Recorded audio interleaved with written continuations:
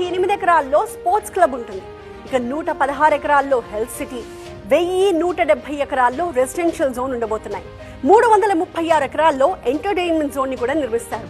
ఇందులో మల్టీప్లెక్స్లు, పార్కులు, హోటల్స్ ఇవన్నీ కూడా ఉంటాయి. ఈ ఫ్యూచర్ సిటీ కాన్సెప్ట్ విపరీతంగా నచ్చేసిందో ఏమో వరల్డ్ ట్రేడ్ సెంటర్ కట్టడానికి అక్కడి నుంచి వాళ్ళు ముందుకొచ్చారు.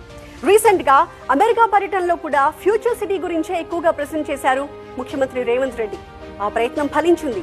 ఫ్యూచర్ సిటీలో వాణిజ్య కేంద్రం ఏర్పాటు చేయడానికి వరల్డ్ ట్రేడ్ సెంటర్ ప్రతినిధులు ముందుకొచ్చారు. ఈ మధ్య ఒప్పందం కూడా జరిగింది.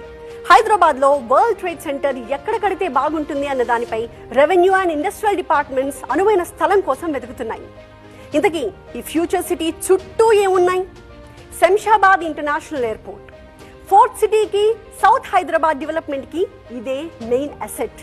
ఫ్యూచర్ సిటీకి తుక్కుగూడ వైపు ఫ్యాబ్ సిటీ ఉంది. ముచ్చర్లలో గ్రీన్ ఫార్మా సిటీ రాబోతుంది.